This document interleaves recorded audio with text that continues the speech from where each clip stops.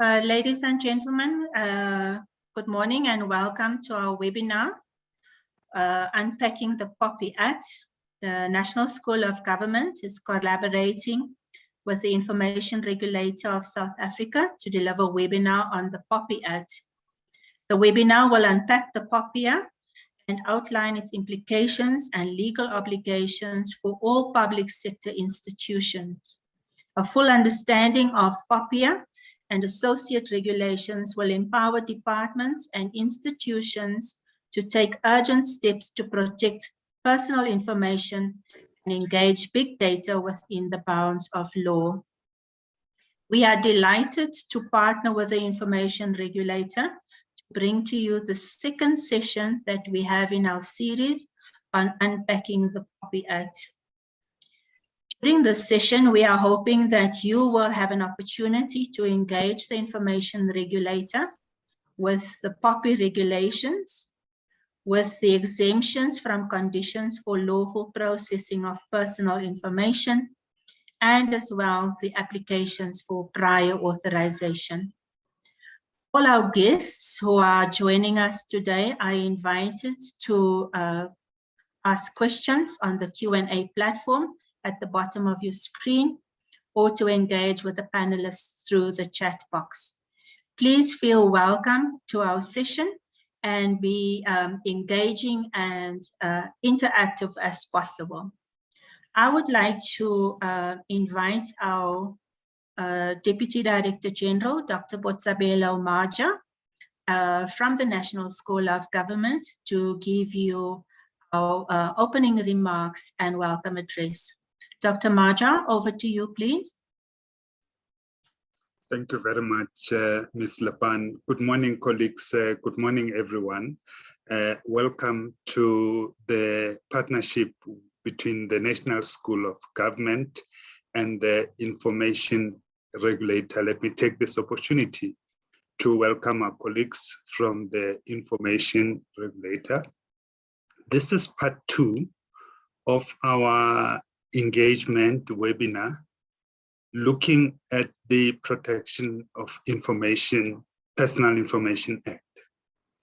We do this as part of our endeavor as the National School of Government to not only empower public servants in doing their jobs better, but to make sure that public servants themselves as citizens of this country know the difference between right and wrong, understand what they need to do, and how can we be able, all of us, to move ourselves towards the space that we call execution diligence. What that requires is that we need to know what the rules of the game are, how are we going to work with those rules to make sure that we achieve the objectives that we've set ourselves to achieve, and how are we going to make sure that we build this capable developmental state that we always talk about. We are 9 years away from 2030. We've agreed on a vision for this country, which will culminate, hopefully, in us achieving our goals by the year 2030. We've just come out of the local government elections in the last 5 days. And all of this means that all of us who are here need to fold our arms and make sure that our hands are on the wheel to assist not only government, but the state in general, and also the country to achieve our goals and objectives. The Protection of Personal Information Act that we'll be talking about today is one such lever that will make sure that we move in one direction, respectful of personal information, respectful of the bounds of sharing of personal information, respectful of the rules that guide and govern the sharing and utilization of personal information. We have a number of colleagues in the legal fraternity who will be speaking to us during the course of today, and we hope that by the end of this session, we will all know better about what we need to do and how can we be able to execute diligently. We are happy you are here because it means that all these sessions that we've been having are beginning to bear fruit in ensuring that all of us as public servants inform ourselves, educate ourselves, develop ourselves, capacitate ourselves to be able to know better what we need to do. We had in the last few weeks a similar webinar, which was attended to by Dr. Cassius Lubisi and Dr. Lee on the very essence of how and what we need to do to build these capabilities that we talk about, and how can we learn from countries such as China that have been able to do it. In the next week, we invite you again to join us on Wednesday next week, as we will be launching a book that has been published by the National School of Government on Black youth aspirations. We're talking to the issue of Black youth aspirations next week, similarly to the issue of building a capable state, because we cannot afford to have a youth in our country that is disengaged. The participation and the voting trends that we've seen on Monday are a cause for concern. We need to bring back all South Africans to participate in our democracy, to be active in our democracy, and to be joint players in the building of this country that we all love. So sit back, hopefully relax, hopefully enjoy, but more importantly, learn and use the learnings out of this webinar today to build your capabilities towards executing diligently. All the best, and I'm looking forward to listening and learning myself, and I hope we can all do the same during the course of this morning. Thank you very much, Ms. Lepan, and all the best for the session.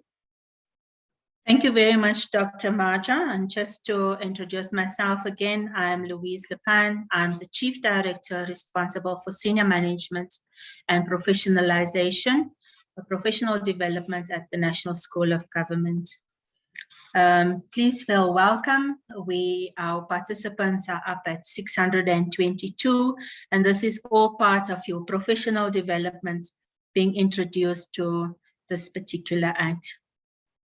We would like to know a little bit more about the information regulator, and it gives me great pleasure to welcome Advocate Weapons, Colin Weapons. He is an admitted advocate of the High Court of South Africa. His areas of specialization include information technology, risk management, forensic investigation, compliance management, business management, and law, with specialization in the law of contracts. He's a full member of the Information Regulator, and I'd like to welcome him to tell us a little bit more of the work of the Information Regulator. Over to you, Advocate Weapons, please. Good morning. Thank you so much. Good morning to all the participants, and good morning to my colleagues from the Information Regulator, as well as other colleagues, which gives me great pleasure as well. Colleagues, just to, by way of an intro, I'd like to just inform you that Mr. Nemasisi and Advocate Moale are responsible for the processing, basically the protection of personal information, and Mr. Nemasisi is responsible for the promotion of access to information. They are both executives. They are also joined by senior managers, and these senior managers include Advocate Ludidi, Mr. Makubela, as well as Ms. Lamula. And in saying all of this, it's also very important to note that this is the A team of the Information Regulator, and they are quite knowledgeable about the Protection of Personal Information Act. Thank you so much. So what is the Information Regulator done so far? The Information Regulator has basically ensure that regulations have been drafted, guidance notes have been published on our websites.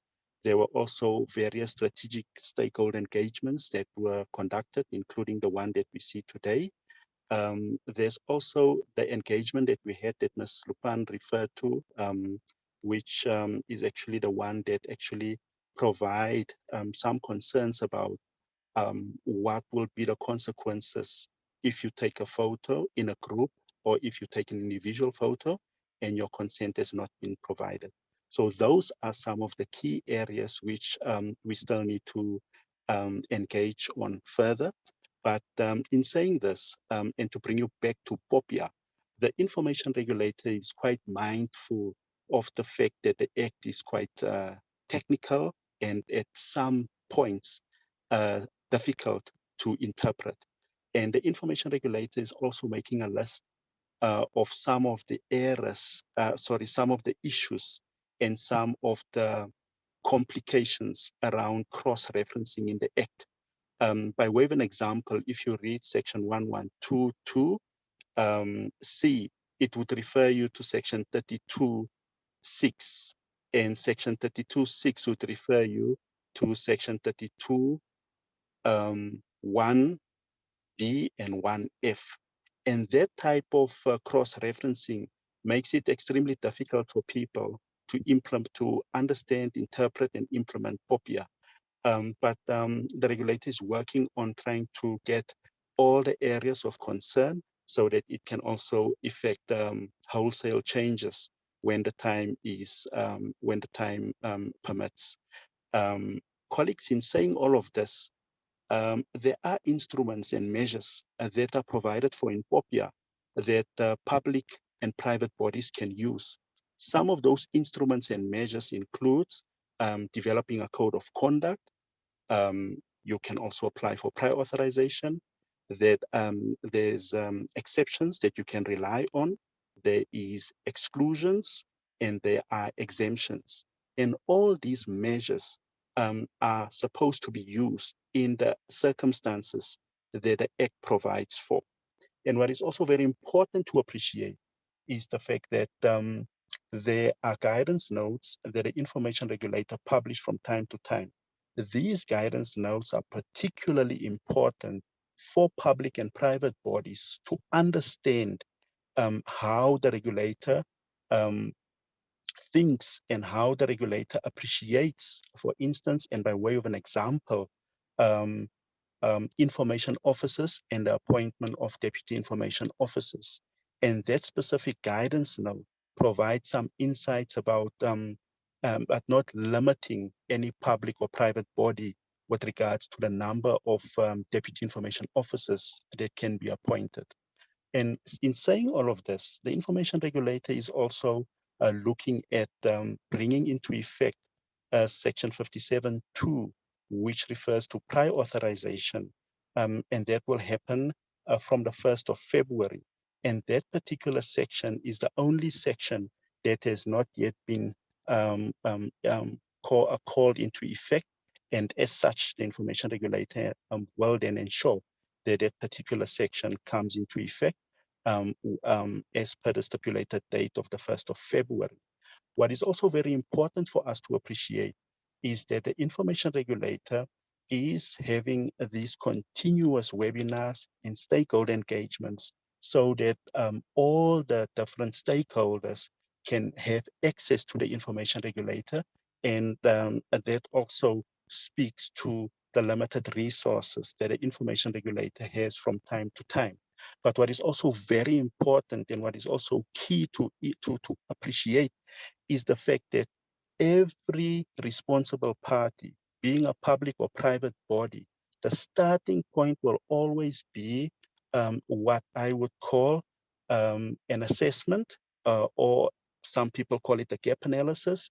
And that speaks to the privacy impact assessment, as they call it in Europe. In South Africa, we call it a personal information impact assessment. And that specific exercise will then provide any and all responsible parties with a clear understanding of the gaps that could or are existing within their processing systems, be it the technology side of things, which are the electronic systems, or your physical processes, your traditional processing method. And that will always culminate in what we would call a framework. And that specific POIPA framework will then be the one that responsible parties are supposed to implement and monitor so that compliance can be improved. And in saying all of this, colleagues, it gives me great pleasure to hand over to our executives so that they and the team that they have selected in the form of Mr. Makubela, Ms. Advocate Lutidi, and Ms. Lamula can then provide you with an expert position of the information regulator with regards to certain aspects of POIPA. Thank you so much once again, and over to the team. Thank you very much, Advocate Weapon, and for introducing us to the information regulator. So one of our guests this morning was saying, we are now in a webinar session 2, and will that mean that I cannot continue? So please stay and join us for webinar 2. We will cover some of the ground, a few of the slides will cover some of the ground that we've shared with you in session 1. So you for sure will not be lost as we progress through webinar 2. Please stay, please engage, and please ask the questions to our esteemed panel. Thank you very much as well, Advocate, for raising that issue of group photographs, the implications of Facebook, of Twitter, and social media accounts. In the main, our session today will also assist government officials on what these regulations will mean for them as they process personal information. I'm going to hand over now to Advocate Mohali, who is going to talk about the POIPA regulations. Advocate Mohali, can I just check if you'd change the display settings so that we get a full screen like we did? And then over to you, Advocate Mohali. Ladies and gentlemen, please engage in the chat box and the Q&A. The team are waiting to receive your questions. Please check the display setting there, Advocate Mohali. Over to you.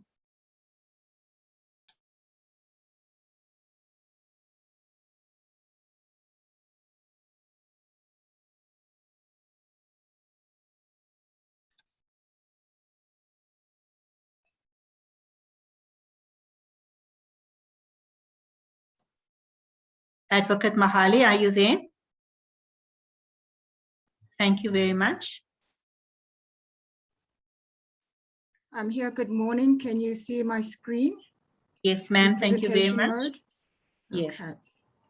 Thank you. Good morning, all. Advocate Weapon, member of the Information Regulator. Good morning, Dr. Maja, DGG of the National School of Government. All DGGs present, as well as distinguished guests and my fellow colleagues at the Information Regulator. So as mentioned before, today we're going to speak about the POIPA Act, and I'm going to focus on the regulations. I will touch a little bit on the overarching principles of the Act. Okay, so the purpose of the Act, it is to give effect to the constitutional right to privacy of all data subjects meaning natural persons as well as juristic persons. And this is in balancing the right to privacy against all other rights, particularly the right of access to information, and protecting important interests, including the free flow of information within the Republic of South Africa, as well as outside. So as I mentioned, the role players within POIPA, your data subjects, that is your natural and your juristic persons, your responsible party, which are the people that are responsible for processing of information. It can be a private or a public body, and they can do it together or with another responsible party. And then you have the operator, who is the person, also natural or juristic, who processes personal information for a responsible party in terms of a contract or a mandate. It is important to note that we have 8 conditions of lawful processing. Just an overview, you've got your accountability, as in how is it that you are complying with the act in total. Then we go into the specific sections where condition 2 is processing limitation, ensuring that we do not process beyond that which we need. Also at purpose specification, we must specify the purpose for which we are processing people's personal information. Further processing, we should not go beyond that purpose that we have stated in our initial collection. Then we have information quality, ensuring that we keep information up to date and accurate at all times. Openness is a transparency condition to ensure that we are open with data subjects as well as other interested parties in terms of what information we are collecting, how we are collecting it, if any, are we sharing it with anybody or even transferring it outside South Africa.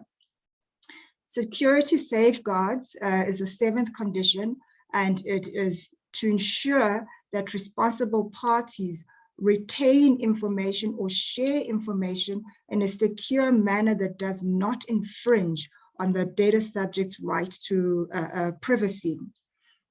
And in that, we also have one of the most important is the data subject participation, that the data subject should be able to consent or where information is being processed on other lawful grounds, they should be able to request that the information be recorded accurately and deleted where they no longer want the information to be processed, right? So the implications of POIPA for government departments is pretty much the same as with all other responsible parties. The Act applies indiscriminately to public bodies as well as private bodies. And there are certain exemptions that are enjoyed by public bodies.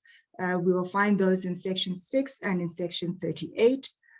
As I mentioned, I am just going through this to remind people what was happening in the previous webinar.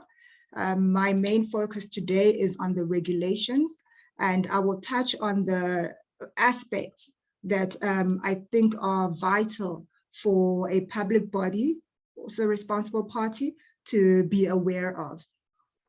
So as I mentioned that we have the data subject participation, I will start with section 11, which speaks on consent, justification, and objection.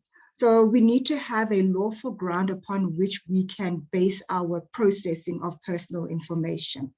And in terms of the objection of a data subject, you'll find that also in section 11, a data subject may object at any time to the processing of their personal information in terms of subsection 1D to F of section 11 in a prescribed manner on reasonable grounds relating to his or her particular situation, unless, ladies and gentlemen, legislation provides for such processing.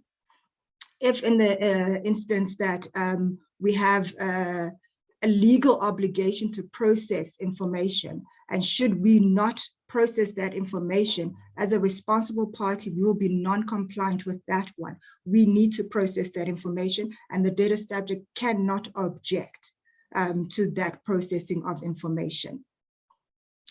There is a form that a data subject can complete in the regulation that they can request this from the responsible party. And that's your information in general, right? Then we have in section 69, specifically speaking to direct marketing by means of unsolicited electronic communications. I know there's a lot on the screen, do not fear. We're not going to go through that line by line. It's just to bring to your attention what it is that we are speaking about. So in terms of the data subject's right to object, when we are direct marketing, we need to ensure that we have consent in terms of subsection 1. We need to ensure that the data subject has not withheld such consent. And then where we in subsection 3 are dealing with an existing customer, we need to ensure that when we do direct market to them, they have also not previously opted out, objected to the processing of their personal information, and they must be given an opportunity in each communication to object to that information being processed. So those are basically the sections that are dealing with objecting of processing to personal information by data subjects. The next topic that I would like to touch on is our information officers, right? So in terms of POPIA and PAIA, a public body must appoint an information officer. The default position for information officer is always your head of the body. So I will take you through now who can be designated. The information officer, which is the head of that body, can designate to another person, and that person in terms of POPIA ideally can only take up their duty after the responsible party has been registered with the regulator. We had technical issues with the registration of information officers as well as deputy information officers with our portal. We are now processing all those applications manually, and the address is on our website should you require it. In terms of who can be an information officer within the public body, at national department, it can be the Director General or the person acting as the Director General. Your presidency or national government component, we've got also your Director General. At provincial department, we've got head of department. We've got the Director General or acting person at the office of the Premier, your municipal manager at the municipality, and your chief executive officer in public institutions. And also those persons that are acting in that role.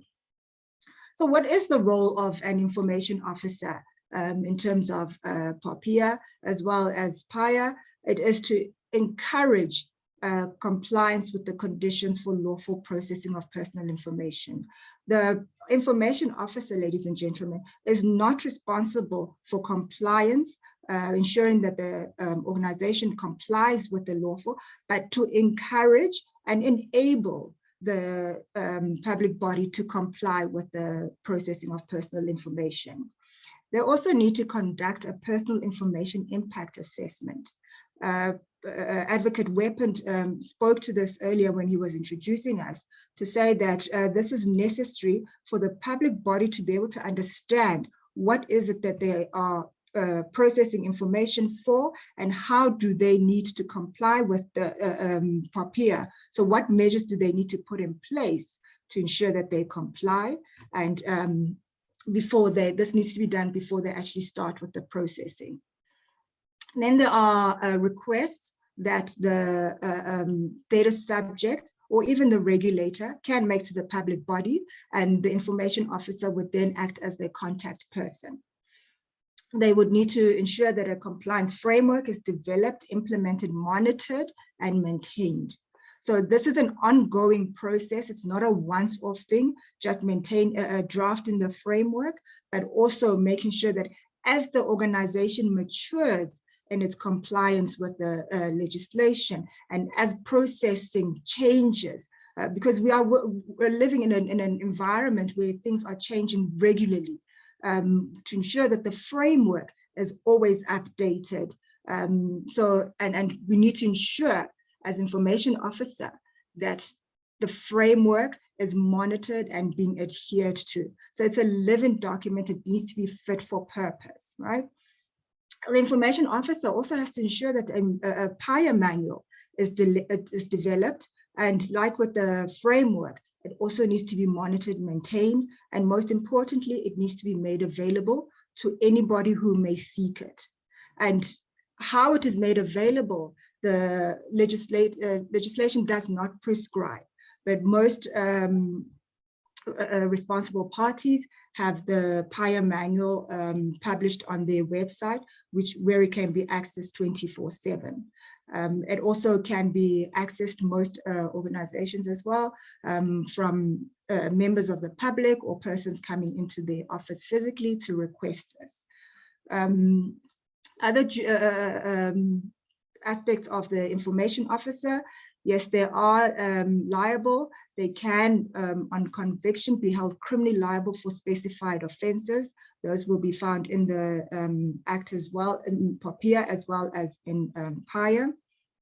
And POIPA specifically empowers Enforcement Committee to make any recommendation to the regulator that is necessary for the regulator to ensure that the organization complies with POIPA as well as with POIPA.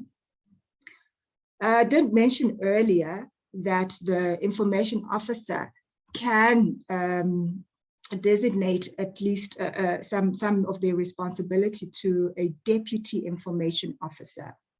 So each public body must at least have one person appointed as a deputy information officer, as is necessary to render the public body as accessible as reasonably possible for requesters of its record.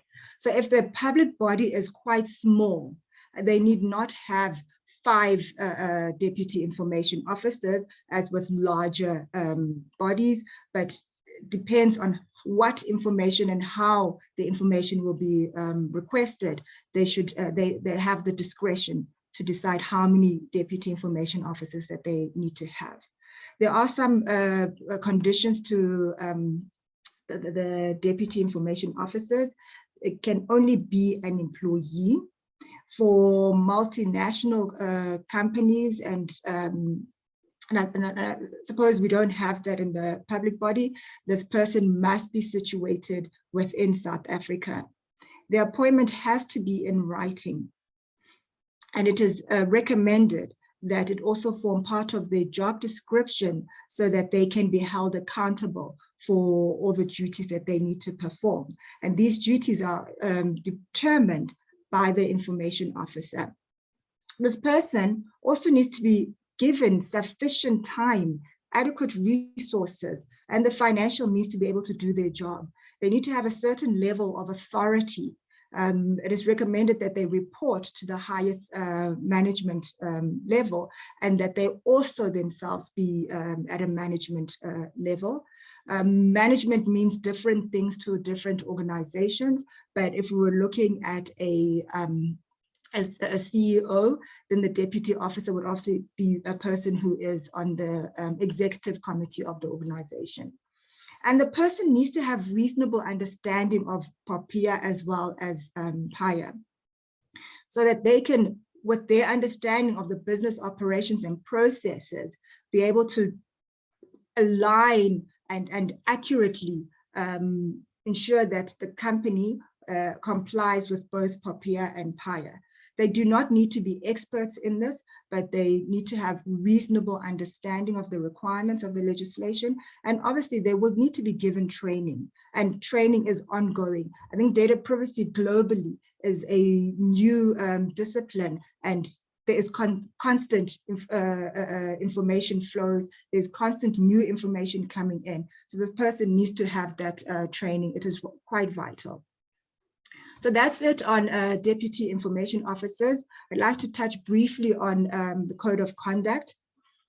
So POIPA requires that, or allows responsible parties to have a code of conduct that will basically not necessarily exempt them, but allow the persons that are bound by that code of conduct to comply with POIPA through that code of conduct. So the code of conduct must incorporate all the lawful processing of personal information. It cannot just choose some, because the people bound by the code will be following that code. The code of conduct must prescribe how these conditions for lawful processing are to be applied and complied with in the specific sector. So a code of conduct may apply in relation to any one or more of the following. So it has to be a specified information or class of information, body or class of bodies, activities, class of activities, as is mentioned there. And the code of conduct also has to, did I miss something? Okay, so in terms of applying the process to apply for a code of conduct to be approved by the regulator, the responsible party must complete a specific form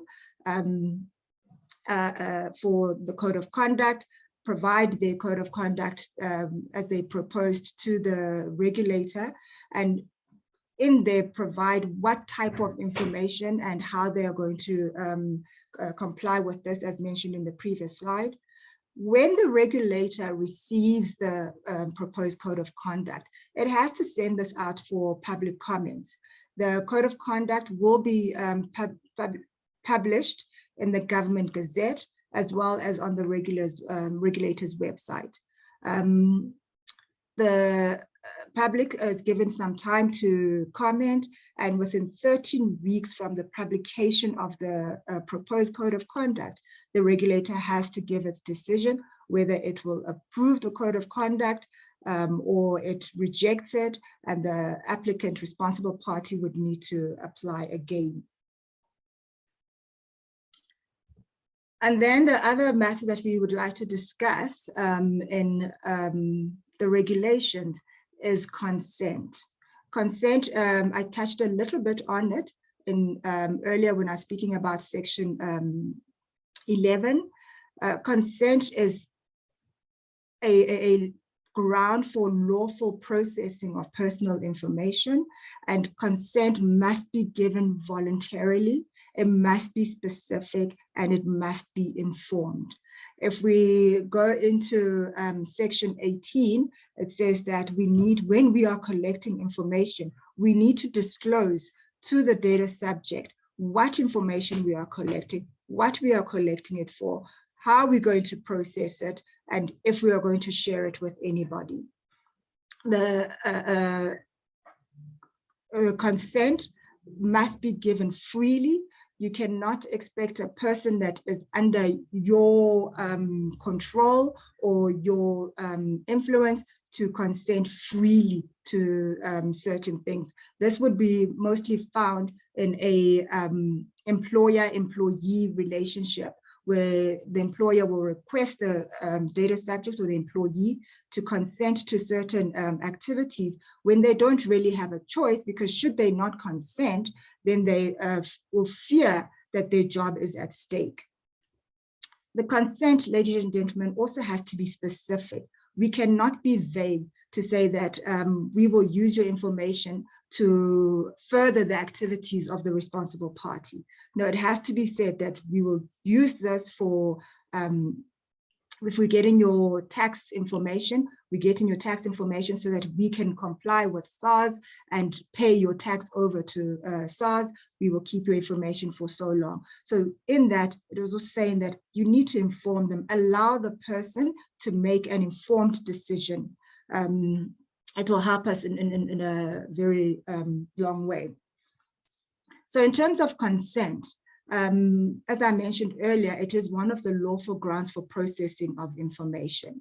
A minor child cannot consent to any processing of information. I saw that quite a few people here are from or have legal backgrounds. So a minor child is not considered to have legal capacity, and they can also not make decisions.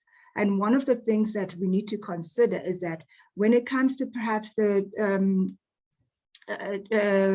medical treatment and other decisions in there, the child can consent to their own treatment without the requirement for a legal guardian or a parent to be there. But POPIA does not allow for that child who's under 18 to consent to the processing of the information. So a responsible party would need to balance those, because remember, POIPA is principles based. You need to, as a responsible party, make a decision in terms of how you are going to deal with that. So the other grounds for lawful processing are mentioned there, and specific to public bodies, where the processing is necessary for proper performance of public law duty by a public body.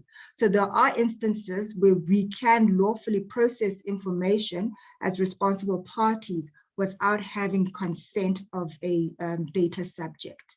But it has to be quite clear when we put that in our personal information impact assessment, that is the basis upon which we are processing that specific information. It is not on all grounds that we can use that. So that's that on consent. And then POIPA also speaks about complaints. Complaints to the responsible party being the public body. Although the regulation says that anybody, any person can complain to the regulator, I think it would be, in terms of other legislation that is protecting consumers, it would be wise for the responsible party to encourage people to complain to them and exhaust internal complaints resolution process. They can also be complaining to the information officer or the deputy information officer, as is seen by the responsible party. However, as mentioned, complaints to the regulator, any person may submit a complaint to the regulator. It will be in this prescribed form, and they obviously need to, in detail, provide what it is that they view as interfering with the protection of their personal information or another person's personal information.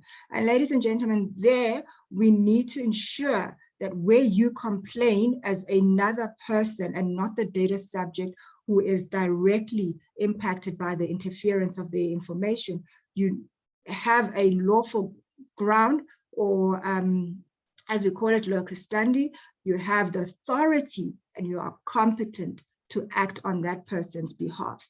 Because as the regulator, we need to ensure that we do not flout our own legislation by allowing and sharing information with you on another person. When you complain, you're obviously going to give us the person's name, you're going to give us other personal information, and with that, it falls into the ambit of the POIPA, and we need to ensure that we also comply with that. So as I mentioned earlier, that the complaint would need to be in a prescribed format, and the regulator will then, on receipt of that complaint, conduct a pre-investigation where necessary. The regulator can act as a conciliator and ensure that there's an amicable solution between the responsible party and the data subject, and also decide to take no action, conduct a full investigation, or refer the complaint to the enforcement committee. There are instances in terms of a due process where the regulator has no jurisdiction, or the regulator does not even have enough information for it to make a decision or take action. Sometimes there are people who complain and do not give us enough information, or even the responsible party's identity. And without that, we cannot go further with that complaint. And then for the purpose of investigating a complaint, the regulator has powers to summon and enforce the appearance of persons before the regulator. The regulator has the authority to administer oaths. We can enter and search any premises, and we can also search and seize, obviously with the lawful warrant, and seize any record, any equipment where we suspect personal information is being recorded on, retained on. And ladies and gentlemen, without much more, that is my presentation for this morning. And I would like to hand over to my colleague, Advocate Deborah Lamola, who's going to speak to the other aspects of the presentation. Thank you, Ms. Lepan. Thank you very much, Advocate Mohali.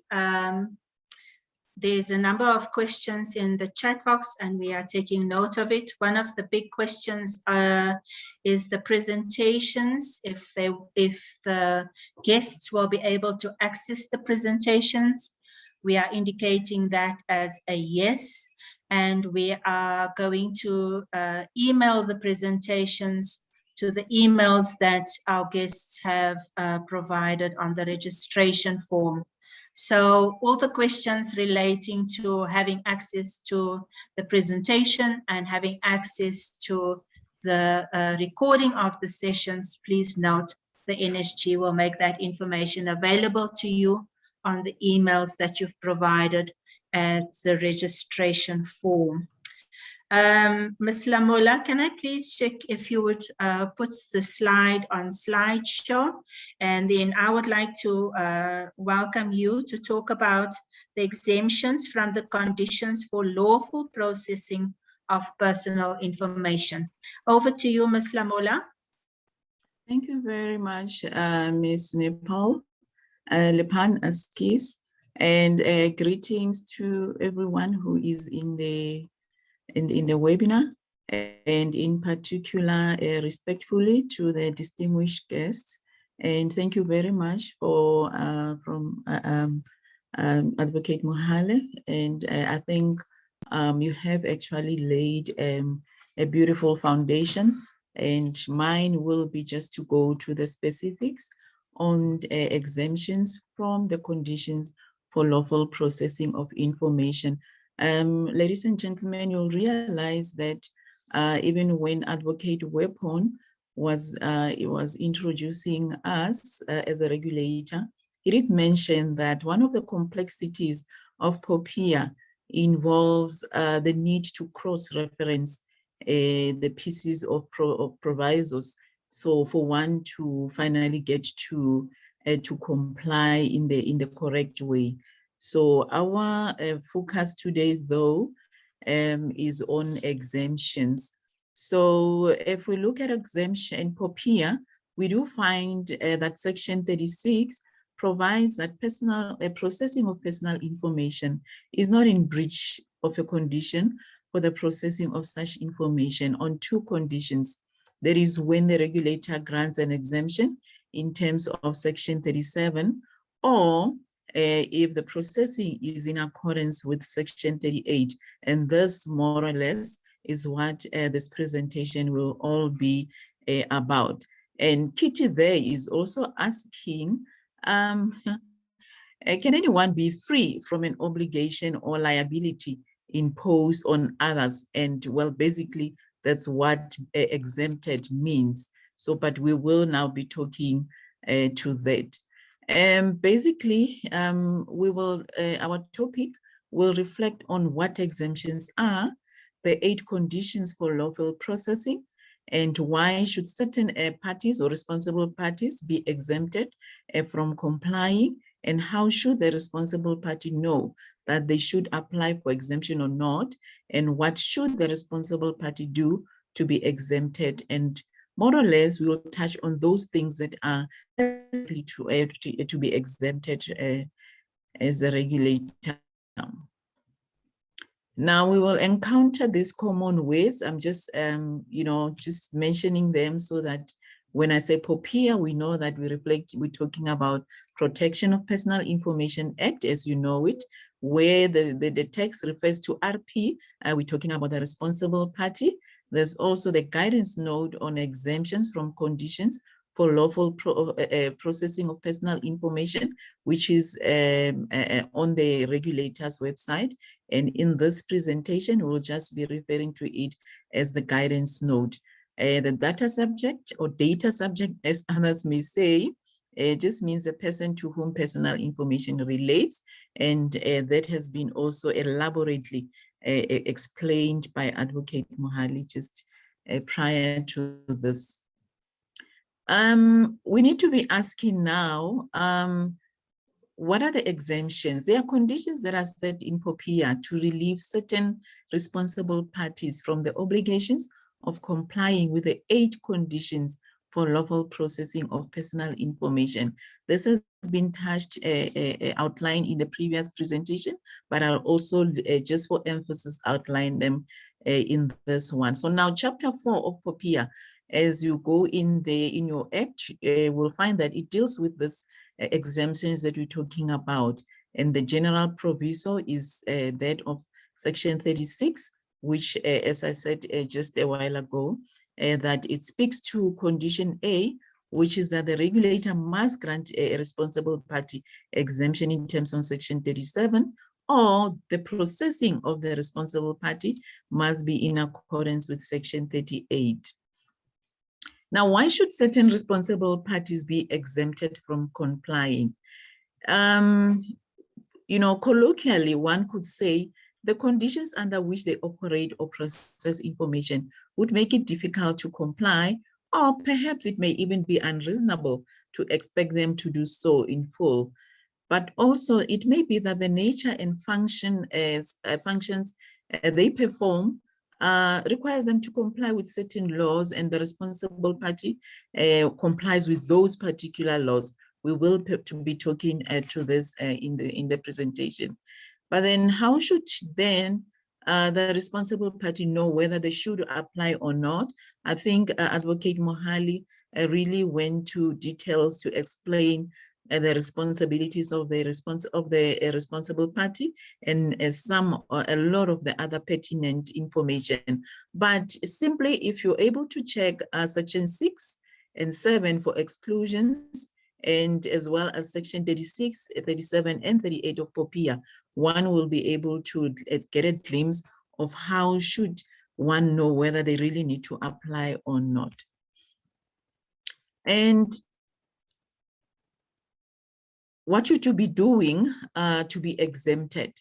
The information regulator is generous with procedural documents, and you would find that you have a guidance note, you have an application form. Now, at this stage, I would like to reflect on the application form, because that is what the regulator will use to determine the conditions that you will be talking about, and whether the exemption should be authorized or granted by the regulator or not.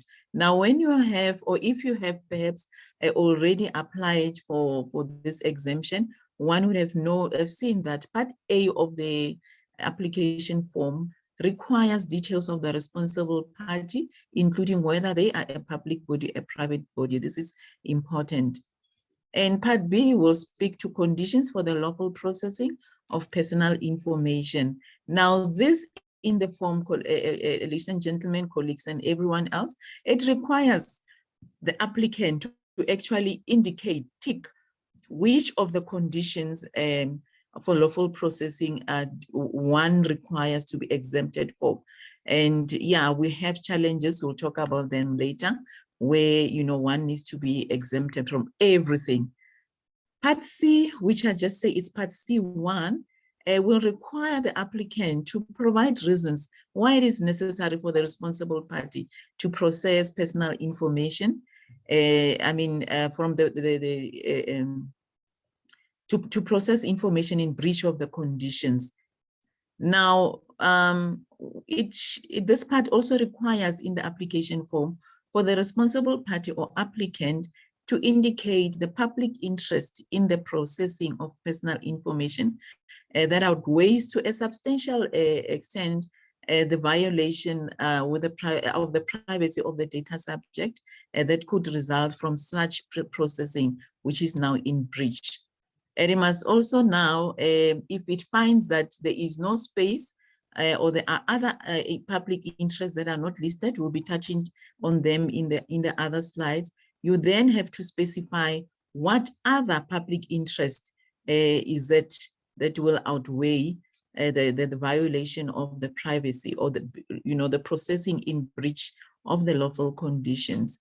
You also require to indicate the reasons how the selected or the specified public interest in the processing will to a substantial degree or a benefit the data subject. We will talk about this in the coming slides. You also have part 2C, which now speaks to benefit to the data subject or a third party. It should not just be the data subject that should benefit from processing information in breach of the lawful condition or conditions. It can be a third party that benefits from that processing in breach.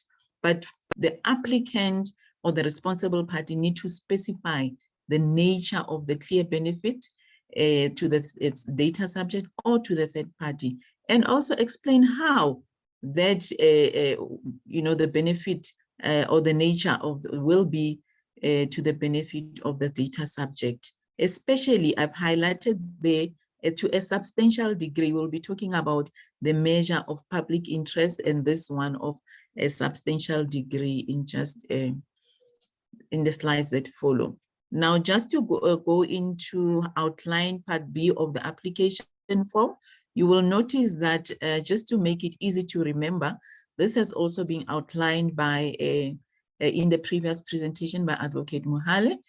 Part B requires one to indicate which of the 8 conditions should one be exempted from.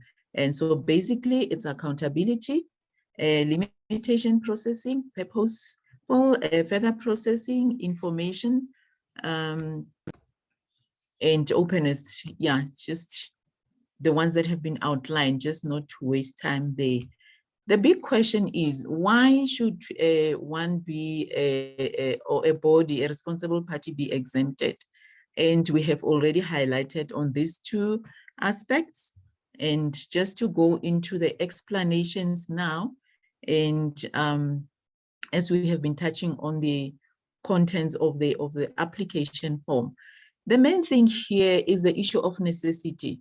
We cannot just allow any person or as a regulator or to process information in breach of the lawful conditions without any important necessary purpose. So that's why, in short, one could say that one, you need to indicate necessity. Now, the first necessity is what we can call public interest test, because now you have to indicate the reasons why it is necessary to process information by identifying the public interest. Now, the Act lists a few examples of what public interest is. For example, it will indicate, and graphically we can just easily read them here, to say that it's national security issues, prosecution of offenses, protecting financial interests of a public body, compliance with legal provisions, or for historical, statistical, or research activities, and perhaps also incorporating issues of freedom of expression. Now, the issue of public interest is a bit catchy, so we want to give a bit of a zoom into it at this stage, because it is being said that public interest in many sources, it cannot be defined. However, the regulator has attempted to provide a broad indication of what the position of the regulator, of the information regulator, is in this regard.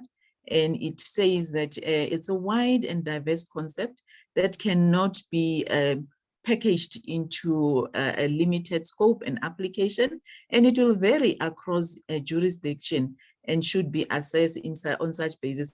It is a notion, in other words, that an action or process or outcome is widely or generally beneficial to the public at large, as opposed to being beneficial to a few or single entity or persons. Therefore, it should be accepted in the spirit of equality and justice. That sounds a bit, still broad and a bit vague. However, Chris Wheeler tried to make it more specific and says that, for example, public officials have an overarching obligation to act in the public interest. For example, in the public interest when they're in government, or for the public as they are their customers. But also, the other view is that what can be considered public interest is not necessarily what the public is interested in or what the public will be in favor of. And perhaps they're not even aware or even concerned about that, which can be considered as public interest, which makes the concept quite interesting. A very catchy example there is when there is an increase in taxes and it is said to be for public purposes. Now that increase, it's important for the benefit, to benefit the country at large, hence we will deem it to be of a public interest. But generally, who becomes happy when we hear that a VAT is going to be increasing? So now the issue of public interest goes on to say, if you look at the cartoon there, it looks like a ball has broken a window, and the old lady there is now saying, what do we do now, my boy? Because now if we release this information, it might not be in the public interest. So, that it goes to say that public interest is quite contextual. Hence, the regulator has to go on and make this assessment when you do apply. But it also depends on your motivation as an applicant or as a responsible party to indicate to the regulator, as we said earlier, how is your processing that is in breach of the lawful conditions now become something that is in the public interest. It depends on how you will provide that explanation to the information regulator when you do apply. Now, the second aspect that the regulator will consider prior to exempting or authorizing an exemption is what we call a clear benefit to the data subject or to the third party. Now, also in this case, prospective applicants or applicants, please specify the nature of the clear benefits that is to be bound to the data subject or third party, and explain how those benefits will outweigh to a substantial degree the interference with the privacy of the data subject. Situations are quite diverse, as we have encountered when you do assessment. So it is quite catchy to even give an example, because as we say, this moves from context to context, but it will depend on the applicant to actually indicate to the regulator how this benefits will outweigh. It must just not outweigh, it must outweigh to a substantial degree interference with the privacy. Remember, the issue here is that you would want to process information that is going to violate the privacy of the data subject. And then you're requesting that the information regulator to actually say, allow me to do so. So that is why the standard is actually a bit high, where it has to be a substantial, honestly. And part D, which is the last part of the application form, it's just the declaration where you have to indicate that the information that you have provided to the regulator is true and correct. Now, this is just to remind you, nature of the benefit really should be, like I emphasized, a substantial degree, for it to interfere with the privacy of the data subject. Now, what I was talking about is the assessment. Just to package it in one slide is that we will make reference during an assessment of what POIPA as an act provides, what the guidance note have indicated to you to do, and what you have provided to us in the application form. And only after we have considered this information can the regulator now make a decision upon which the granting of this exemption will be published in a form of a notice in terms of section 37(1). We should not forget that this can only be done when we have managed to, as a regulator, to assess that indeed this processing that is in breach is in the public interest and involves a public or involves a clear benefit to the data subject, where you need to perhaps, or you may have also realized that these two aspects are bracketed or joined by the word or, because it is not in all the cases that something that is in the public interest is also in a benefit to the data subject. So we do give cognizance to that aspect, hence the emphasis of the word or in the slide. Now, if we look at chapter 4, ladies and gentlemen, applicants and everyone, exemptions in respect of certain functions is provided for in section 38. And as the exemptions, the sections were explained by Advocate Mahale, I do not need to go into there, but the section 38 says a responsible party may be exempted from complying with certain sections, and those are listed there at section 11, 15, and 18. Now, relevant functions for purposes of section 38 will mean that you are either a public body or you are conferred, there is a conferred functionality on a person in terms of the law, which is performed with a view of protecting members of the public against these two aspects: financial laws due to dishonesty and other factors there, or dishonesty due to malpractice and or other seriously improper conducts here. Now here we're looking at public entities and other bodies that deal with issues of investigations or reflection of fraud and stuff like that. I mean, the section is quite self-explanatory.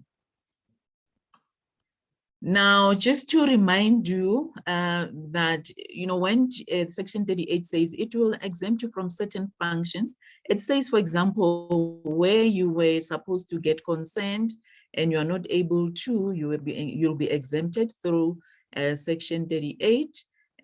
Or else not being able to collect information directly from the data subject, which is a requirement to comply with the conditions. But in this case, we're saying that you are exempted from not being able to do so. Further processing to be compatible with the purpose. Sometimes you process information, but you need to adapt the processing to another purpose. And but this section will exempt you, as well as notification to data subject when collecting personal information.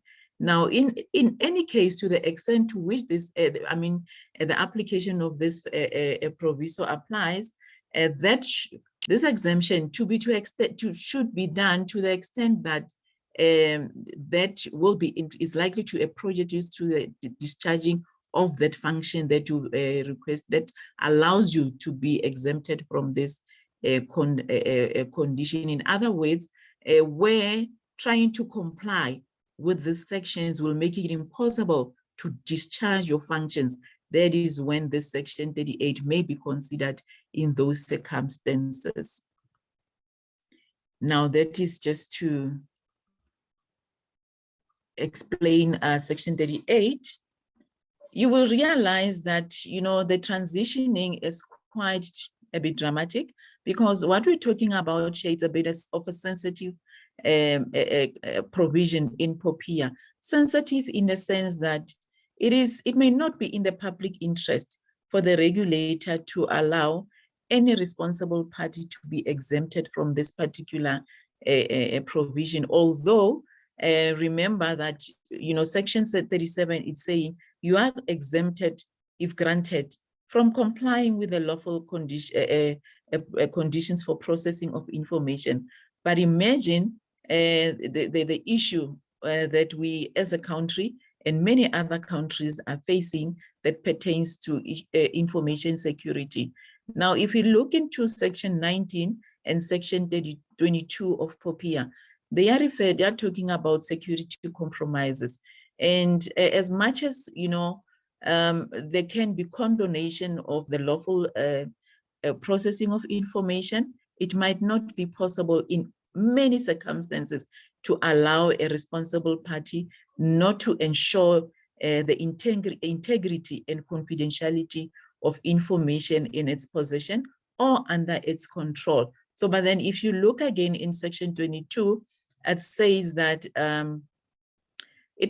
section 22 provides for situations where there are reasonable grounds to believe that personal information has been accessed or acquired by an unauthorized person. And section 22, ladies and gentlemen, colleagues and everyone, if you look at it, it says should a situation of this nature occur, the regulator must be informed. So, and we also look at section 37(3), if I'm correct. It will tell you that the regulator may impose conditions other than the ones that you are requesting to be exempted from. So I think we need to understand that we are living in a digital world and we are facing a global pandemic where information security is really at stake. So section 19, in short, will request you to identify a reasonably foreseeable internal and external risk, and this will help you to anticipate any occurrence of risk. But regularly, just also verify that the safeguards that you have implemented are still effective. This is just to ensure that we do not find ourselves having to suffer from any form of security breach. So now, one of the other things is what Advocate Mohale alluded to in terms of who is responsible. I will really not indulge into that because we also need to remember, this is just a reminder that there may be two people or two types of processors here who deal with information, an operator and a responsible party. And in the definition is made very succinct in section 1. What is critical if we look into accountability at this stage is to indicate that POPIA recognizes accountability as a fundamental condition or principle. Now, if we say that we need to exempt people from this, from complying with accountability, we can all discern that that may not necessarily be in the public interest. So in short, ladies and gentlemen, we are appealing that, as Advocate Waypoints indicated in the introduction, that when we interpret these sections, we need to cross-reference, and that may be catchy, but we need to look at how one section affects the other so that we do not see this as a contradiction. We do not see the provisos as a contradiction, but rather as a complementing each other. With that, I would like to express what Kitty is showing that as a thank you. Thank you, Ms. Louise. I'm handing over to you. Thank you. Thank you very much, Ms. Lamola, for a very detailed presentation. There are a number of questions in the Q&A, and one question I'd just like to raise, which we will discuss later, is the issue of information of the employee to the employer. So for example, an employer wants to know how many of his or her employees have been vaccinated. Is that a breach of the POPI? Let me leave that question for the next speaker. So a number of questions are being raised in the chat box, and they are attended to by the executives of the Information Regulator. Our third presentation, ladies and gentlemen, is about the applications for prior authorization. And I'm going to invite Mr. Nemasisi, the executive of PAIA, the Public Administration Information Act, to come and talk to us about applications for prior authorization. I think I might have got the name of the act incorrect there. Please, Mr. Nemasisi, correct me there, please. Good morning, the program director. Good morning, DDG colleagues from the NSG. And good morning to member of the Information Regulator, Advocate Wiban, and good morning, colleagues of the Information Regulator. Indeed, this is the application for prioritization under the POIPA. It's not under, although I'm an executive for PIA, but I'll be presenting under the POIPA division. Thank you so much. After the previous speaker, and with so catchy and all those smileys, my presentation does not have those. But it was a very good presentation. Thanks a lot for laying the ground together with Advocate Mohale. I will be talking about the prioritization. It's a very complicated process, and most of the people have been asking a lot of questions about this process. So this presentation will deal with what is it that you are required to do in order for you to be prioritized, and what are the processes that require prioritization. So my discussion, looking at the time, will be I'll deal with the introduction. I'll also deal with the issue of processing. What are the processes that are subject to prioritization? What are the requirements insofar as notification to the regulator on any information that require prioritization? And also I'll deal with the issue of suspending processing whilst you're waiting for the regulator to make a determination on your application. We'll deal with the process on how the application for prioritization should be submitted to the regulator. And upon receipt of that application, we'll deal with the timelines within which the regulator is required to process that application.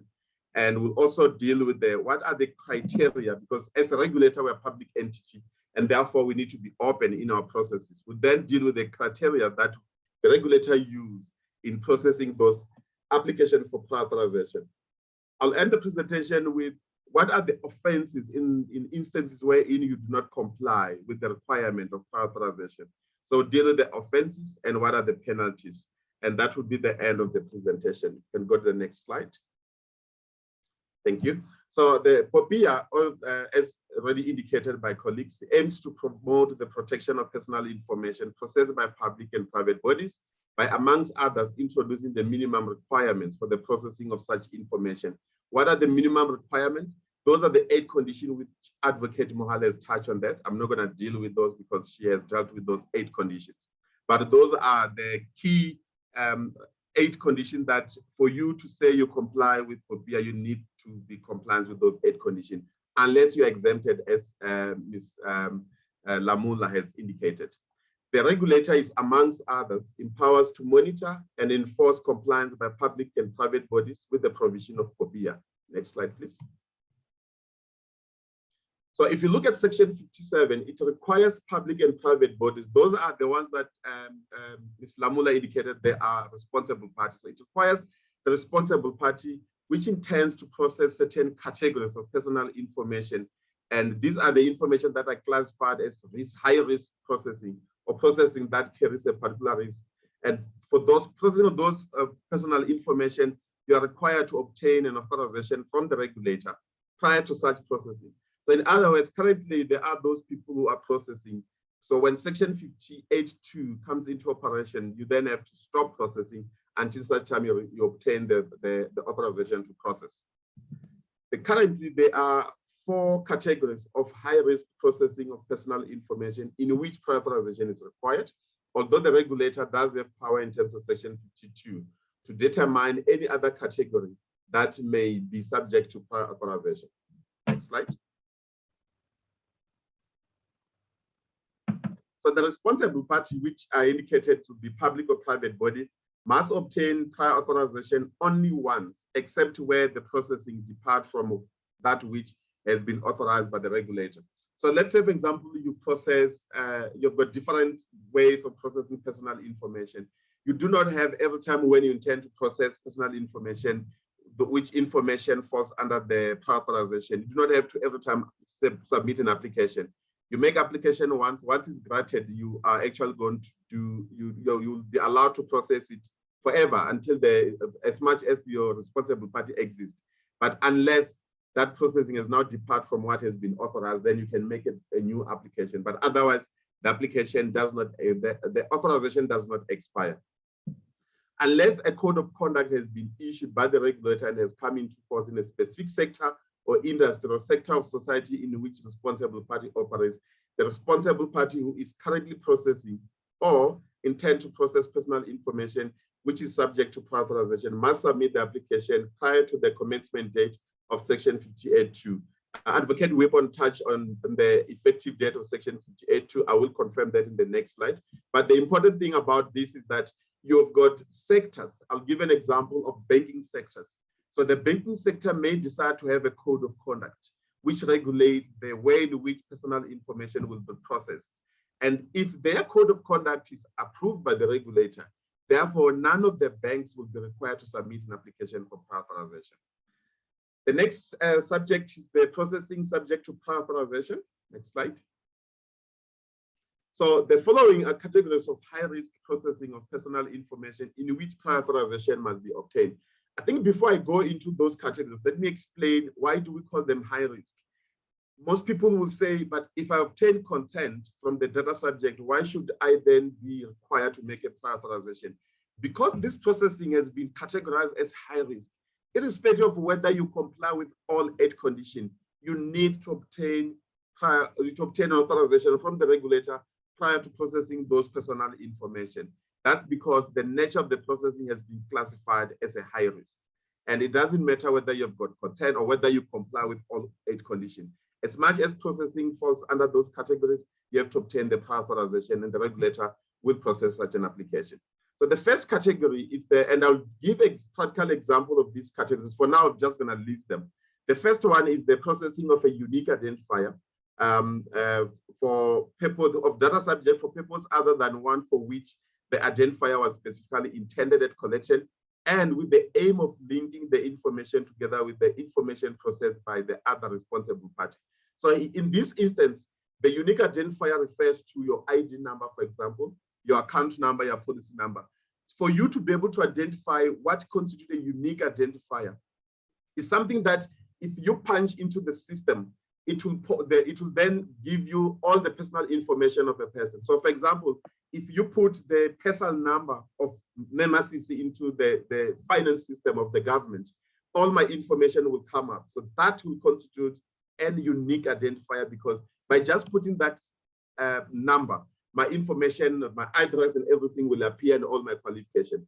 So if the processing of the unique identifier, so there's the aspect that you need to look at in this one is that there must be a processing of unique identifier, and they must be done for other purpose than the one in which it was intended at collection. But it doesn't end there. There must be a linkage of that information with the other information processed by the other responsible party. There must be 2 responsible parties, and there must be 2 different purposes in which the unique identifier is being processed. But I will give a practical example at the following slides. The other category of processing which is subject to prior authorization is the processing of personal information or data subject on criminal behavior or unlawful objectionable conduct on behalf of third parties. I will give an example, but this is, for example, where, for example, you apply for employment and your information is then you're being searched for that you've got criminal record or not, or they're checking a background check. So those are the processing it has to be, you need to apply for prior authorization, but I'll give a practical example on that as well. The other category is the processing of personal information of data subject for purpose of credit reporting. This is actually applicable to the credit bureau, the registered credit bureau, those entities that are registered with the National Credit Regulator as a credit bureau. For them to process our personal information, they require prior authorization from us. In other words, if come February next year, they have not updated a prior authorization, those credit bureau will have to stop processing our personal information. The last one, next slide. The last one, which is a very, very critical category of personal information, which is subject to prior authorization, is the transfer of special personal information or transfer of personal information of children. But that transfer should be, if you only apply if that transfer of special personal information or personal information of children, if you are transferring to a third party in a foreign country that does not provide adequate level of protection for processing of personal information as referred to in Section 72.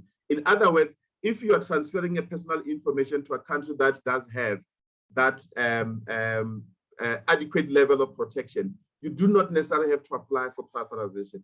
This is only applicable in instances wherein in you are a responsible party in South Africa, you intend to transfer personal information outside the country. The practical example will give a practical example, but most of the instances wherein personal information get transferred from the public to the other countries is through the cloud, where our information gets stored in a cloud, and you find that this cloud is situated in the other country. And the main issue will be to check whether that country wherein the cloud, our information is stored in the cloud, is actually stored in the country that has adequate level of, in other words, they've got data protection laws or privacy laws. If they don't have that, then you need to apply for prior authorization, and the regulator will assess and check whether you should be allowed to transfer such information outside the country. So this is a very important condition that we need to adhere to. So now I'm going to give the practical example on each of the 4 categories that we have so that we can make this processing more understandable, because there's been a lot of confusion. A lot of people have submitted application in respect of processing which does not even fall under those categories. So the first one that we indicated, we said it's when you're processing a unique identifier of a data subject for a purpose other than the one for which the identifier was specifically intended at collection, with the aim of linking the information together with the other information processed by the other responsible parties. Practical example, so you've got ABC company, which is a financial service provider. It collects your ID number of the ID number of a data subject for purpose of providing credit. So you go to the bank and say, I want to apply for the credits at the bank. So there's an application form. The purpose of your application, when you give them your ID number, is for them, your purpose for submitting that information is for you to get credit. That's the main purpose why you're giving them your ID number, your payslip, your banking details, and your qualification. In some instances, some people require your qualification. The reason why you give those personal information, including the ID number, is because you want credit. So that's the purpose A. And therefore, the bank then receives your application for purpose A, which is for credit, for you to get the bond. They then say, before we grant you an application, I'm going to check your credit worthiness. What do? They take your ID and go and link it with the information that is being processed by a third party, which the third party is the credit bureau. So they link your ID with the credit bureau. And that is the purpose B. What is the purpose B? Is for them to check your credit worthiness. So you didn't apply for credit worthiness, you apply for credit. But then the bank says, before I give you credit, I need to check your credit worthiness. I'll use your unique identifier to check the credit, and they link it with the information that belongs to a credit bureau. Such processing require prior authorization. And that's the one example on which a unique identifier will be linked for other purpose than the one in which it was intended at collection, by linking it with the information that's processed by the third parties. So in this instance, one person will say, but there's no way that you can apply for credit without the financial institution checking your credit bureau. That's correct. And that falls under one of the conditions that Ms. Advocate Mohalde referred to, is the compatibility of the further processing. Remember, if you look at the condition that refers to further processing, is that the initial purpose and the second purpose must be compatible for it to be in compliance with the Act. So that would be the ground upon which the regulator will grant such an application for prior authorization to the bank, to say for you to process personal information, because the nature of the processing is compatible with the original purpose, and therefore it complies with the one of the 8 conditions, and that's the ground why the application should be granted. Next slide, please. The second processing example that I want to give is with regard to the processing of personal information of data subject on criminal behavior or unlawful or objectionable conduct on behalf of third parties. I'll give the same example of the company ABC. It intends to appoint an employee, but such appointment is subject to the criminal or background check. It's very prevalent in the public sector that before you appoint a person, you'll check the criminal record.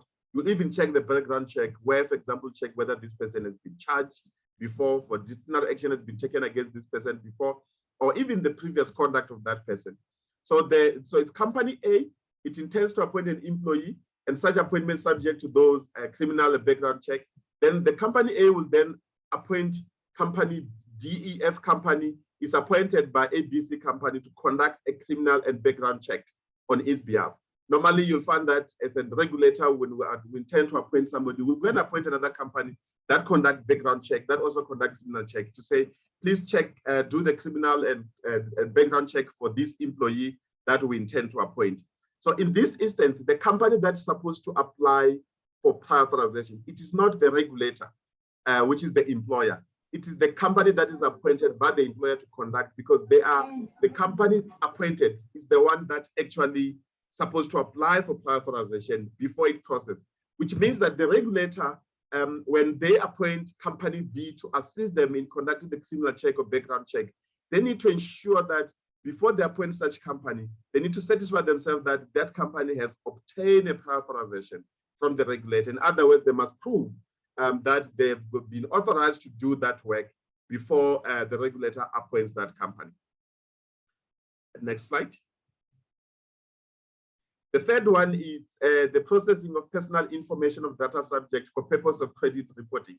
So if you're to look at a given example, is that you've got big companies like Experian, TransUnion, Very Credit, and XDS. These are registered credit bureau, they're registered with the NCR, and they process personal information for purpose of credit reporting. And we need to be careful with regard to credit reporting. There's two different of credit bureaus. There's a credit bureau that provide credit, they create a credit report. These are the big ones, you Experian, your TransUnion. There are those that they actually are resellers. For example, LexisNexis, they are actually the resellers of credit bureaus. So LexisNexis, because they don't create a credit report. They just take a credit report that has been done by TransUnion, for example. They sell it, it's a reseller of credit report. They do not have to apply, but the credit bureau, those that are processing our information, they create a credit report based on our personal information. Those responsible parties must obtain prior authorization. And if they do not obtain it, they need to be stopped processing. But that can only happen once the Section 58.2 comes into operation, which will deal with it in the next few slides. Next slide. The last one is the one which I said is the more critical one, where we transfer the special personal information or personal information of children to a third party in a foreign country that does not provide an adequate level of protection. So ABC company is an international company operating in several countries, and some of the countries in which special personal information or personal information of children may be transferred does not have a privacy law. So in other words, they are transferring an information to Namibia. I've given a practical example. Namibia does not have a privacy law at the moment. So if you're transferring personal information, that country does not privacy law, it means automatically you will have to apply for prior authorization. Or if you are transferring, it's not only any information, it's a special personal information or personal information of children. If there is no privacy law, then you need to then apply for prior authorization before you do so. So the important thing here is that the regulator has not conducted an adequacy assessment of the country. So at this stage, we cannot provide you with the list of the countries that have a privacy law which provide adequate protection of the personal information of data subject. It's something that the regulator is considering to provide that list so that the responsible parties will know which countries have sufficient legislation. But at this stage, it's still early for us to be able to do so, but we will definitely do so in the near future. The next slide. So we deal with the issue about notification. I indicated earlier on that when you are processing is subject to prior authorization. In other words, your processing fall under those four categories that I deal with. You are required to notify the regulator that your processing is subject to prior authorization. Next slide.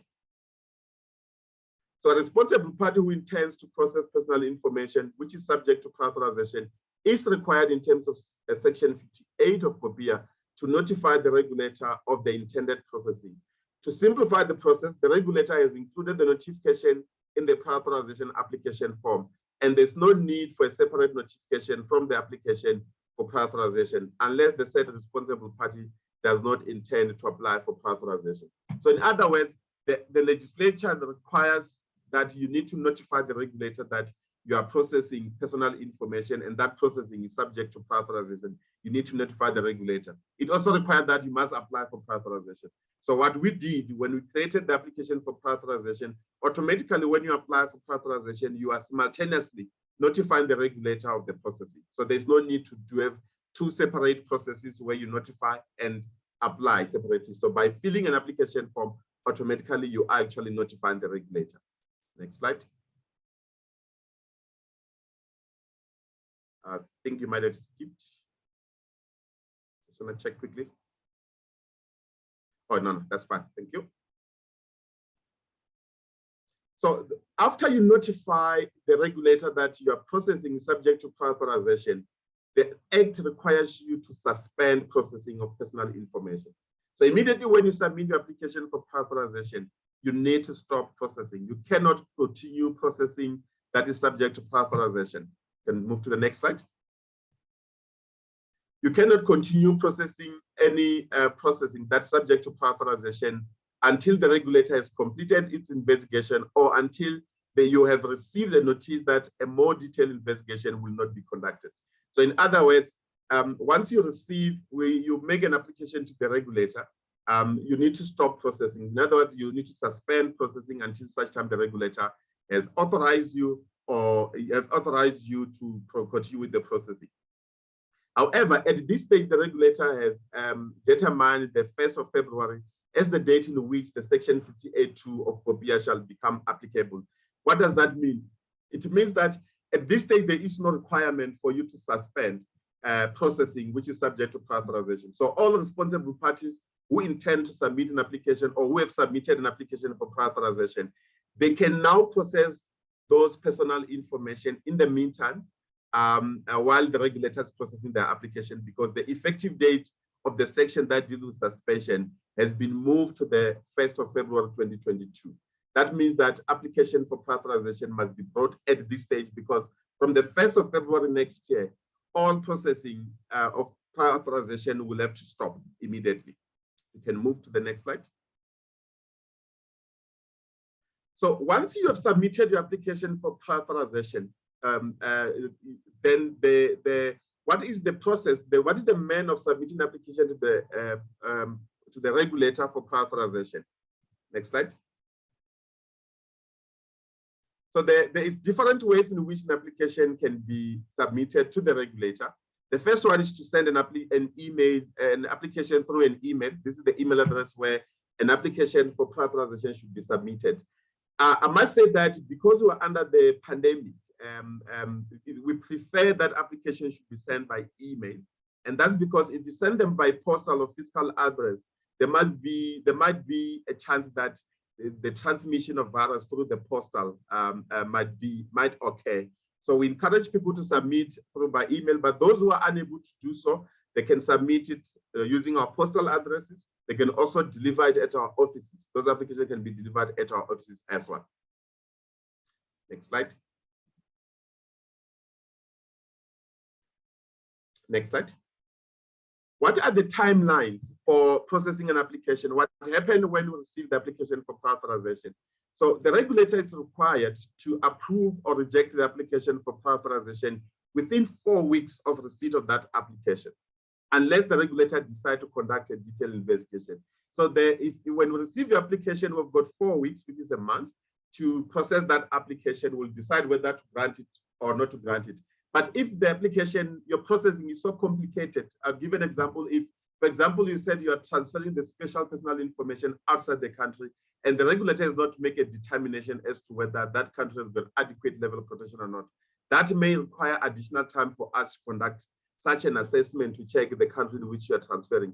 And because we may need additional information, we may decide to conduct what we call a detailed investigation. Should the regulator decide to conduct detailed investigation, we will inform you as the applicant to say your application for prior authorization has been received.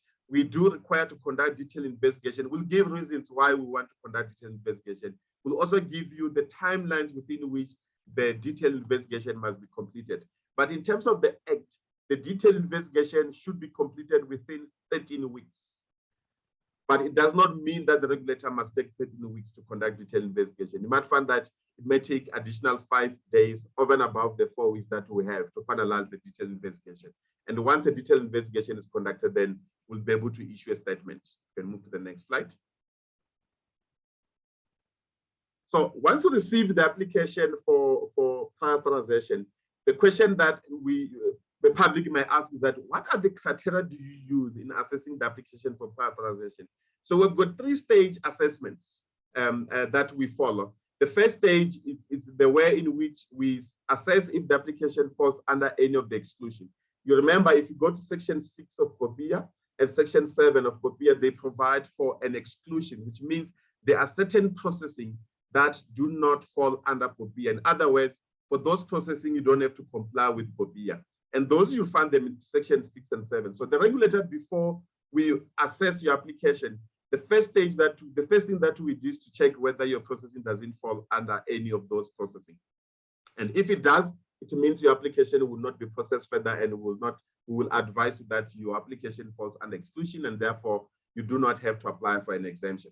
That's what's going to happen. But if it does fall under POIPA, then we move to stage 2. The stage 2, that's where we determine whether processing is subject to the scope of the prior authorization. You remember the 4 categories of processing which is subject to prior authorization. So we conduct a verification of whether indeed your processing fall under any of those categories.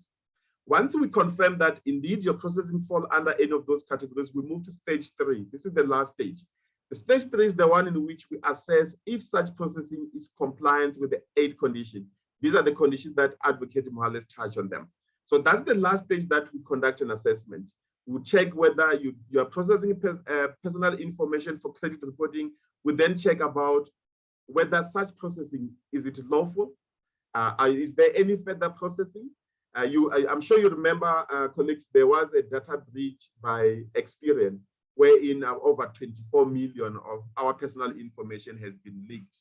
And those are the issues that we're going to check when we assess the application from the Credit Bureau. We'll check whether is that processing in line with the 8 conditions. If we find that over and above what they do, which is the credit reporting, they do further processing, and we check and find that that further processing is not in line with POIPA, we will not provide them with an authorization, and that means they have to stop processing until such time they comply with all 8 conditions. So it's a 3-stage processing. At stage 1, we assess whether there's any exclusion. Stage 2, we determine if indeed your processing fall under the 4 categories. Stage 3, we check whether once it falls under the 4 categories, do you comply with all 8 conditions, unless you're exempted. So if, for example, we find that you do not comply with all 8 conditions, we will reject the application. And the only means in which the application can be granted is when you obtain an exemption, as Ms. Lamula has touched on it.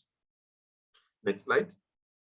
So what are the offenses for failure to notify processing which is subject to prior authorization? You remember earlier on I indicated that you need to notify the regulator that your processing is subject to prior authorization. So a responsible party who fails to notify the regulator of any processing that is subject to prior authorization in terms of section 58 of POIPA, it's in guilty of offense. I'll give an example. If any of the credit bureau fails to apply for prior authorization, when we know that their processing is subject to prior authorization, it means they'll be guilty of an offense. So a responsible party who has notified the regulator. So you have notified the regulator. In other words, you've submitted an application for prior authorization, but you continue with the processing. In other words, you did not suspend processing pending the determination of the regulator. Such conduct is also an offense. And by the way, you should don't forget that we said at this stage that you are allowed to process personal information because the section 58, the suspension will only kick in on the 1st of February next year. But from the 1st of February next year, if you notify us and you continue processing before the regulator takes a decision, it means you committed an offense. Then we deal with the penalties in the next slide. What are the penalties for failure to notify processing, which is subject to prior authorization?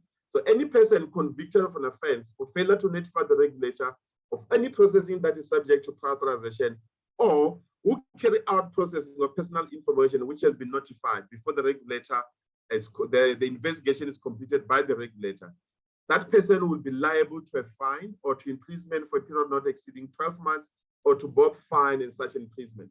One of the questions that we get from the stakeholders to say, how do you imprison a responsible party? Because the responsible party is the one that's supposed to make an application for prior authorization. And the Act says you can be fined and imprisoned at the same time, but you cannot send a company to prison. The issue is that the fine obviously will be payable by the responsible party. But where the court decides to sanction an imprisonment, it means the person who is responsible for allowing the processing contrary to the POIPA, that person will be the one who breached POIPA and is the one who's going to go to prison. So the company will not go to prison. The company will pay the fine. But if somebody is supposed to go to prison, it will be the person who allowed it. The first aspect, I must say, is the information officer. So if you are a department, the DG will be the first suspect, unless the DG indicate that I was not responsible. If you are the company like the information regulator, the CEO of the information regulator will be the first suspect to allowing that processing that is contrary to the POIPA. So those are the responsibilities with Advocate Mohale of the information officer that you need to be very careful with regard to what is it that you allow to be conducted, because otherwise you'll end up being in prison for not complying with POIPA. Next slide. So the other offensive penalties for failure to comply with the statement concerning the unlawfulness of the information processing. So earlier on I indicated that we have got two periods within which timelines within which we need to comply with when we process application for prior authorization. The first one is 4 weeks, and the second one is 13 weeks. And 13 weeks is when we decide to conduct what we call a detailed investigation. So the decision of the regulator following a detailed investigation will be issued in a form of a statement concerning the lawfulness of the information processing. In other words, we will issue a statement once we conduct a detailed investigation.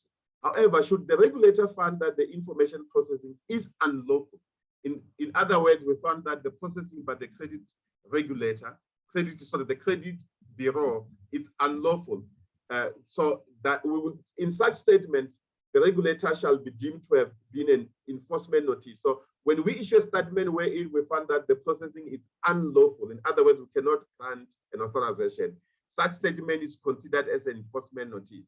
So a responsible party which fails to comply with the enforcement notice, in other words, if we issue a statement to say your processing is unlawful, please stop it, and you fail to comply with that statement, which is an enforcement notice, you will be guilty of an offense, and upon conviction, you shall be liable for a fine or to imprisonment period of not exceeding 10 years, or to both fine and such imprisonment. One of the questions that we've been asked was, how much fine can the regulator impose? You'll see that there's a fine that the regulator can impose of about 10 million, not more than 10 million, and there's a fine that can be imposed by the court. That fine has not been specified. The maximum amount is not specified in the regulation. That will be determined by the court depending on the aggravating or any circumstance that you may have submitted to court. But in terms of the fine that the regulator can impose, it's a fine of about not more than 10 million. Next slide. In conclusion, currently we have over 200 applications that have been assessed, and the responsible parties should expect decision between now and the end of January. So there is a lot of applications that we have received. So far, over 200 applications has been assessed, and we are in the process of taking decisions, and communication will be made between now and November and the 1st of January 2022. So as I indicated earlier on, the commencement date of 1st February for suspension of any processing of personal information which is subject to prior authorization, that suspension will commence on the 1st of February, and there is no intention from the regulator side to extend such. So which means responsible party who have not applied for prior authorization are encouraged to submit the application by end of November 2021. Lastly, the guidance note on application for prior authorization and the application form are being reviewed, as other 7 conditions for lawful processing of personal information were not covered as part of the assessment application for prior authorization. This means that if you look at the guidance note and the application form, the responsible party were required to indicate how do they comply with only one condition. Ms. Mohale touched on that condition, the security safeguard. We did not request the responsible party to touch on other conditions, and that was an oversight, and that's why the guidance note is being reviewed. So as soon as we finalize the review of that guidance note, It will be publicized together with the new application form, wherein you're supposed to then deal with all 8 conditions. At this stage, for those people who have submitted application for prior authorization, wherein you only provided your explanation of compliance with only one condition, which is security safeguard, you will receive notification from our personnel who are conducting assessment. They will request you to submit information regarding the other 7 conditions, because when we process this application, we need to consider all 8 conditions and not only one condition. Next slide. Thank you so much, Program Director. That's the end of our presentation. Thank you very much, Mr. Nemasisi, and thank you for a comprehensive presentation on the applications for prior authorization. There are a number of questions in the question and answer box, and I'm asking for our esteemed panel of guests to please respond to the questions. We don't have much time left for our webinar session, and we thank everybody for listening in and for participating through the QA. I'm just going to take 3 questions, and specifically, as indicated in the chat box, can I ask a question to Advocate Weapon? Sipo Kokela says, hi, for statistical collectors, the transition to POPIA Act has brought more reluctancy from data subjects. We collect statistical data within the Statistical Act, 1999, Act number 6 of 1999. We also clearly explain the benefits of information being collected to the data source, but unfortunately the data source or data subject does not provide the data requested. Which acts, POPIA Act and Stats Act 1999 supersede or outweigh the other? And how can data discharging departments or organ of statement use the POPIA Act as required? So the question, Advocate Weapons, just in terms of time, something short and succinct, please. Thank you, Ms. Lupin, and thank you so much for the question. I think what is very important with regards to the supremacy of the 2 acts, POPIA is only applicable and would supersede in circumstances where POPIA provides more protection than any other act, or in the circumstances if the Statistical Act that's referred to provides more protection than POPIA, then that act will prevail. So that's the difference or the distinction between the 2. But very importantly, because I have to keep my answer short, if you look at section 14 of POPIA, it clearly outlines the fact that there is also an opportunity to collect such data if it is in terms of the Statistical Act for research, historical, and statistical purposes. So those will then tie in there. I don't want to go too far and elaborate too much because of time constraints, but I would like to direct you there. Over to you, Ms. Lupin. Thank you so much. Thank you very much, Advocate Weapons. There's a question for Mr. Nemasisi. I hope you managed to catch your breath there. Mr. Nemasisi, our anonymous attendee asks, where can I obtain information on the information officer of a multinational company? It was mentioned that the information officer must be based in South Africa and must be an employee of the company. Is that correct? What if the multinational does not have employees in South Africa? Can a contractor agent then be appointed as the information officer? Mr. Nemasisi? Thank you so much for that question. If you look at the requirement of appointing an information officer is to ensure that a body, public or private body, are accessible to the data subject and also the requesters, which is the public who might require access to the personal, to the information that they require. So if you don't have information officer in the country, then it means the issue of accessibility becomes a challenge. We also cannot be able to hold them accountable. So in instances where in a company, a multinational company, which head office is somewhere outside the country, but they've got a branch here, then they can appoint, designate an information officer in the country. But the question says, there is no, the company does not have a branch here at all, but it operates outside the country, it operates in the country. They are allowed to designate an employee, but that employee must be situated in the country for us to be able to be, for them to be able to be accessible, as well as for those people to be able to, for us to hold them accountable. But it might be difficult for us to hold anyone accountable who are not based in the country. Yeah. Thank you very much, Mr. Nemasisi. Another question for Advocate Mohali. Anonymous attendee asks, Advocate Mohali, if you fail to be appointed for a post you applied for and attended the interview, when you request the memo of approval by the panel to the MEC, including attached documentation that includes the qualifications, can this information be viewed as classified and cannot be made available subject to the consent of the applicants? I am of the view that a qualification is part of the submissions that form part of the tolls used for you to contest the post. You're therefore entitled to know if the appointed person has the correct qualifications or not.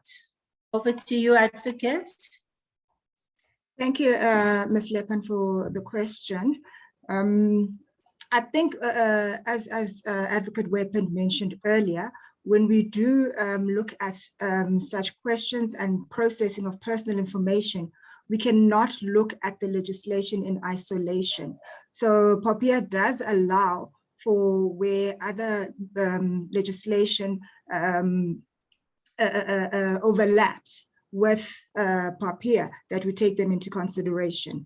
So if this person who did not receive or was not appointed needs access to another person's information, we need to consider if they have the necessary authority to gain that information. If in terms of PIA, that person has a right that they are protecting, then they would need to declare so, and still they would need we would need some legal basis to share that information with another person. So we protect the failed applicant and the successful applicant. Thank you, Ms. Lepan. Thank you very much. Ms. Lamola, are you there? The question is from Oduetse Gabonwe. Please excuse me if I'm not pronouncing it correctly. Is it authorized for journalists, this is your fourth estate, to publicly share health information of the subject? Who has to be held accountable on how the journalists acquire the information? Because they always say they can't disclose such since they are trying to protect their sources. Ms. Lamola, are you there? Yes, I am. Ms. Lepan. It's about the rights of the journalists vis-a-vis the rights of the data subject. I've actually already answered in the chat. I think it was quite easy to refer to section 7 of POPIA regarding exclusion for journalistic, literary or artistic purposes. And I emphasized in the chat that if you look at the provision, the processing, cannot be excluded from the public interest issue, which must now be compared with the right to privacy. So there's some kind of balancing of rights that has to happen there. However, also to indicate that the exclusion of journalistic work from the lawful processing is not without any restriction, because there is a code of ethics that is provided for in the very same act. And should it be that someone finds that the code of ethics for journalists does not provide adequate safeguards for any of the issues they have, so the very same section provides for events of dispute.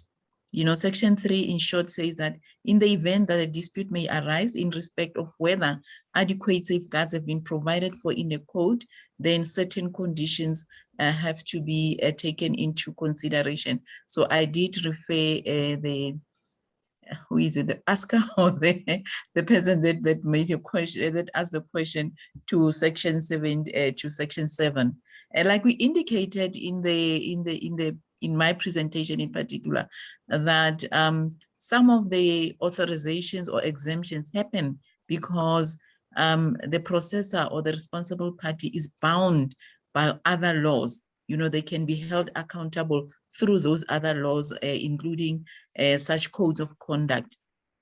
Yeah, thank you. I think. Thank you very much. To all the executives and members of the information regulator, I would like to thank you very much. Ms. Lepan, are you yes. Are you unmuting yourself perhaps? You want to unmute? I am there. Can you hear me? Yes, we can. Yes, you can, Ms. Lepan. Thank you very much. I just want to thank all the colleagues from the information regulator, Advocate Weapons. Thank you very much for bringing your team Ms. along. Lepan, you're on mute. I'm not.